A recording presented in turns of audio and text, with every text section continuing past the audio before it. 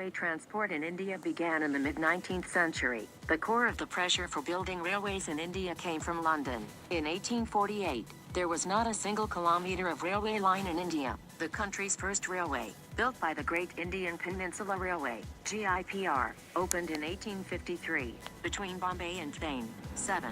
The East Indian Railway Company was established June 1, 1845 in London by a deed of settlement with a capital of £4 million, largely raised in London. 8. The Great Southern India Railway Company was founded in Britain in 1853 and registered in 1859. Construction of track in Madras Presidency began in 1859 and the 80-mile link from Tirupati to Nagapattam was opened in 1861. The Carnatic Railway founded in 1864 as Arakkonam-Kanchipuram line in 1865. The Great Southern India Railway Company was subsequently merged with the Carnatic Railway Company in 1874 to form the South Indian Railway Company. 9. 10. A British engineer, Robert Maitland Brereton, was responsible for the expansion of the railways from 1857 onwards. The Allahabad-Jabalpur branch line of the East Indian Railway had been opened in June 1867. Brereton was responsible for linking this with the GIPR, resulting in a combined network of 6,400 kilometers, 4,000 mi. Hence it became possible to travel directly from Bombay to Calcutta. This route was officially opened on March 7, 1870 and it was part of the inspiration for French writer Jules Verne's book Around the World in 80 Days. At the opening ceremony, the Viceroy Lord Mayo concluded that it was thought desirable that, if possible, at the earliest possible moment, the country should be covered with a network of lines in a uniform system. 11. By 1875, about 95 million British pounds were invested by British companies in India. By 1880 the network had a route mileage of about 14,500 kilometers,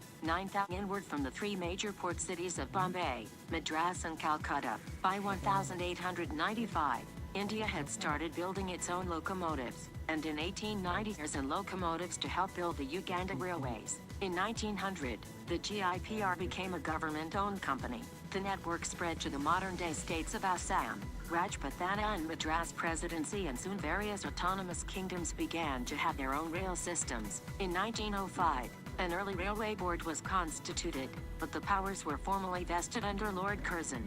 It served under the Department of Commerce and Industry and had a government railway official serving as chairman, and a railway manager from England and an agent of one of the company railways as the other two members. For the first time in its history, the railways began to make a profit. In 1907 almost all the rail companies were taken over by the government.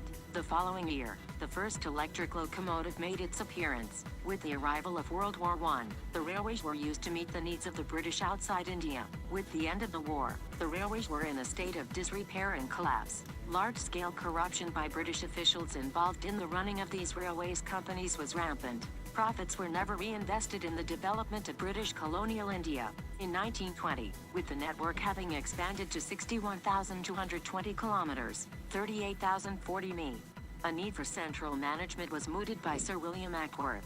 Based on the East India Railway Committee chaired by Ackworth, the government took over the management of the railways and detached the finances of the railways from other governmental revenues. The period between 1920 and 1929 was a period of economic boom. There were 41,000 miles, 66,000 km, of railway lines serving the country. The railways represented a capital value of some 687 million sterling, and they carried over 620 million passengers and approximately 90 million tons of goods each year. 16.